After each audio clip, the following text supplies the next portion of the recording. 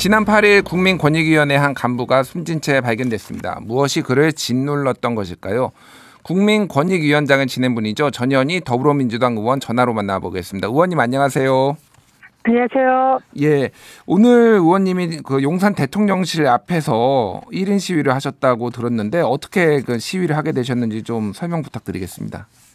네, 이번에 권익위 국장의 이 안타까운 죽음은 그 원인이 용산에 있다 생각합니다. 예. 근본적으로 김건희가 우리 정말 꽃다운 젊은 국장을 저는 죽였다 이렇게 생각을 하고요. 그래서 이 사건에 대해서 이 억울한 죽음의 진상 규명과 거기에 대한 용산의 책임을 물으러 오늘 1인 시위를 하러 대통령실 앞으로 갔습니다. 예, 그 권익위 위원장으로 있을 때도 이분하고 이모 국장하고 같이 근무를 하셨던 건가요? 그러면? 김 국장이고요. 김 국장, 예, 죄송합니다. 제가 있을 때는 과장이었습니다. 근데 권익위에서 가장 전도가 유망한 보통 선두주자라고 하죠. 그래서 엘리트 과장이고요. 그리고 굉장히 소신과 원칙이 뚜렷한 강직한 그런 공무원이었습니다. 그래서 뭐 이런 정치나 이념이나 이런 데 흔들리지도 않고 자신이 해야 할 그런 역할을 묵묵히 하는, 그래서 권익위맨이라는 이런 자부심이 엄청 강했고 공직자의 그 부패 방지, 청렴 이런 거에 대해서 누구보다 사명감을 가진 그런 강직한 분으로 기억을 합니다. 예. 그런데 이제 이분이 김건희 여사 명품백 수수 의혹과 이제 관련이 있다라고 들었는데 권익위에서 이제 이 무혐의 결정을 하고 자체 종결 결정을 내리면서 수사 의뢰를 안 하는 것에 대해서 상당히 반발을 했다. 죄송합니다. 이런 언론 보도도 좀 들리고 있습니다. 지금 그 의원님께서 좀 전모를 좀 파악하신 게 있으면은 좀 저희들한테 좀 알려주시죠. 일단 지금 그 이분이 지난 6월 그 권익위에서 김건희 여사의 명품백 수수에 관해서 무혐의 결정을 내린 직후부터 굉장히 밤마다 술 마시고 주위 사람들에게 이 자괴감이 든다 이런 걸 많이 호소를 했다고 그럽니다. 네. 그리고 내가 20년 이상 이 권익위에서 부패 방지 업무를 해왔는데 그런 나의 삶이 송두리째 부정이 되는 것 같다. 그리고 사실은 이것을 수사기관에 보내야 된다라고 자신은 이렇게 주장을 했는데 윗선에 의해서 그것이 좌절이 되고 거기에 대해서 굉장히 권익위 직원으로서 굉장히 좀 속상하고 화가 난다. 뭐 이런 취지로 주위 분들에게 많이 말을 했고요. 그 과정에서 이제 위에 윗선과 소위 말하는 갈등을 빚고 조직 내에서 사실상 왕따 비슷한 이런 지금 뭐 없는 사람 취급을 받았다 이런 얘기도 하더라고요. 예. 그렇게 갈등을 많이 빚었다고 합니다. 그래서 그 과정에서 굉장히 힘들었지 않았나 그런 생각이 들고 그런 내용을 주위 사람들하고 많이 소통을 했더라고요. 그래서 직원들도 많이 알고 있고 또 외부에 있는 이분과 같이 일을 했던 그런 지인들이 그런 전화라든지 문자라든지 이런 것을 되게 많이 받았던 것 같습니다. 알겠습니다. 자, 이제 언론 보도에 따르면은 그 김건희 여사 명품백 사건 이제 무혐의를 주도한 사람이 정승윤 이제 권익위 부위원장으로 알려져 있는데 이 정승윤 부위원장이 이번 일이 야당의 공세 때문에 발생했다라는 취지의 얘기를 했다라는 게 있는데 이게 사실인가요? 그럼 정승윤 부위원장이 윤석열 대통령의 그 대선 캠프에서 같이 있었던 그런 분인 것 같고요. 인수위에 같이 계셨다고 들었습니다. 그리고 검사 출신이고요. 그리고 권익위에 이제 부위원장으로 오면서 부패 방지 업무를 이제 담당하는 부위원장입니다. 그래서 숨진 국장의 직속 상관이죠. 그래서 이 숨진 국장이 윗선의 그런 이제 압력으로 괴로워했다라는 이런 취지의 윗선이 직속 상관인 정성윤 부위원장으로 추정이 됩니다.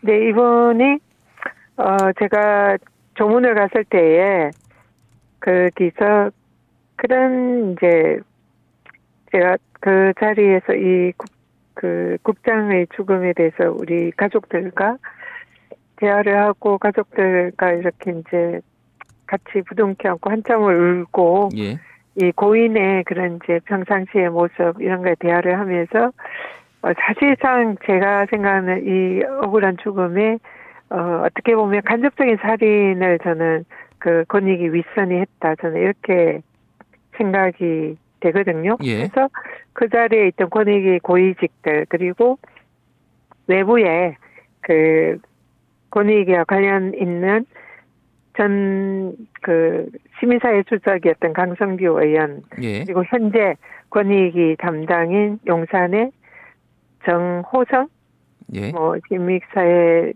수석실의 비서관 뭐 성일종 전 그 정무위 간사 이 분들이 같이 앉아 있더라고요. 예. 그래서 이 사실상 이 권익위를 망가뜨리고 이 윤석열 정권에서 허수아비 그 기관으로 만든 게 저는 다 이 분들의 그 역할이 크다 이렇게 생각했고 이 또 억울한 죽음에 사실상의 장본인이 그 권익위의 윗선 이 국장이 사실상 지목을 한 셈이잖아요. 그래서 반드시 당신들의 죗값을 치르게하겠다. 제가 너무나 화가 나가지고 그렇게 이제 얘기를 하고 나왔습니다. 그러니까 정성윤 부위원장이 쫓아나오면서 우리 권익위가 뭘 잘못했단 말이냐고 저한테 고함을 치더라고요. 아, 의원님한테 고함을 지른 거예요? 네, 저한테 예. 고함을 지르더라고요. 그래서 그러면서 야당이 이게 우리 권익위 그러니까 자기랑 그 숨진 국장이 한편이고 여기에 대해서 야당이 그동안 그 뭔가 문제를 삼고 그 무혐의 결정 김건희 명품백 수수에 대해서 무혐의 결정에 대해서 야당이 비판했기 때문에 이 국장이 그렇게 된 거 아니냐 이런 취지의 주장을 하더라고요. 아, 야당의 무리한 정치 공세 때문에 이 네. 김 국장이 스트레스를 받아서 이렇게 됐다 이렇게 정승윤 부위원장이 주장을 취지로 했다고요? 이제 주장을 하는 거죠. 그리고 또 오늘 어제 국민의힘에서 논평이 나왔는데 똑같은 취지입니다. 야당이 괴롭힌 거 아니냐 이런 취지로 그래서 이 정말 이 권익위 국장이 그동안 계속적으로 얘기를 해왔고 또 주위 사람들에게 호소한 게 자신의 소신과 다른 이런 결정을 강요받은 권익위의 윗선에 대해서 괴롭다 이런 식으로 얘기를 했는데 예. 거기에 대해서 반성도 없이 그냥 야당에 덮어씌우려고 하는 그런 모습을 보면서 정말 이 나쁜 정권이다. 그리고 반성도 없는 잔인한 정권이다. 이런 생각을 했고요. 예. 그리고 국힘에서 그 똑같은 취지로 이재명 대표가 그 검찰에서 조작 수사로 사실상 강압 수사를 받는 과정에서 거기에 이제 그 참고인으로 갔던 분들이나 이런 분들이 사실상 희생이 됐잖아요. 예. 거기에 수사를 받는 피해자인 이재명 대표 때문에 그런 안타까운 죽음이 있다라고 주장을 그동안 해왔고 어제 국힘도 또 똑같은 그런 말을 하는 거예요. 그래서 이 정권은 자기들의 잘못은 반성하지 않고 남 탓을 하면서 프레임을 전환해가지고 야당에게 그 잘못을 덮어씌우는 적인 그런 DNA가 있구나. 예. 권익위도 똑같고 어쩌면 국힘도 똑같고 어떻게 이렇게 똑같은 소리를 하는가. 알겠습니다. 당신들이 예. 범인인데 당신들이 잘못하고 석고대죄해야지. 그런 생각에 좀 굉장히 씁쓸하기도 하고 좀 화도 많이 났습니다. 알겠습니다. 오늘 이제 국회 정무위원회 소속 야당 의원들이 기자회견을 열고 영부인 대통령과 영부인은 사죄하고 국민의힘은 청문회 요청을 즉각 수용하라라고 얘기를 했는데 이제 제가 궁금한 거는 민주당 차원에서 이거를 좀 어떻게 대응할지가 궁금한데 지금 정무위원회는 위원장이 윤한홍 의원이라서 국민의힘 의원이잖아요. 그래서 이거를 이거를 뭐 국회 차원에서 이게 제대로 조사가 될지 좀 의문이다 이런 내용들도 나오고 있는데요. 네, 지금 그 정무위 야당 의원들이 이제 청문회를 해야 된다라고 하는데 정작 국민의힘의 이 위원장은 그걸 열지 않겠다 뭐 이런 식으로 하고 있는 것 같은데 그는 정말 잘못했다 생각합니다. 이 억울한 공직자의 죽음에 대해서 진상을 밝히고 책임을 규명하는 것이 이거는 여야가 있을 수 없는 일이다. 그래서 여당의 그 정무위원장이 만약에 이걸 청문회를 하지 않으면은 거기에 대해서 정말 정치적인 책임을 물어야 된다 이렇게 생각을 하고요. 그럼에도 불구하고 열지 않는다 이러면은 민주당이 위원장인 운영위원회에서 이 청문회를 열거나 현안 질의를 통해서 진상을 규명을 하겠다 이런 걸 추진을 하고 있고요.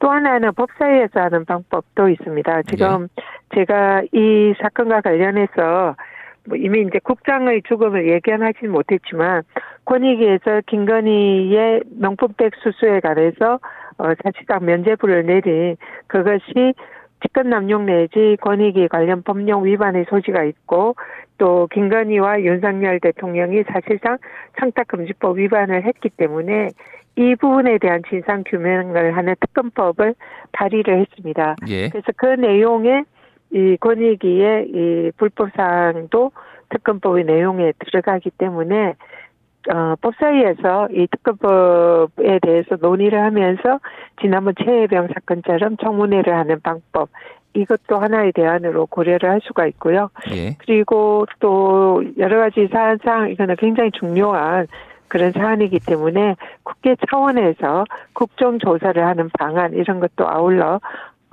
검토를 할 필요가 있다 이렇게 생각합니다. 알겠습니다. 자, 이제 더불어민주당 전당대회 얘기 좀 여쭤보겠습니다. 제가 지금 순위를 보니까 초 박빙이더라고요. 순위가 계속 바뀌고 있고 심지어 전현희 의원님하고 지금 이현주 의원님하고 0.02% 포인트 차이라서 그냥 붙어 있다 할 정도로 지금 엎치락뒤치락 하고 있는데 지금 서울이 남았고 그리고 이제 대의원들 ARS가 남은 걸로 알고 있는데요. 지금 앞으로 어떻게 그 선거운동에 하실 계획이고 왜 내가 최고위원이 되어야 되는지 좀 말씀해 주시죠.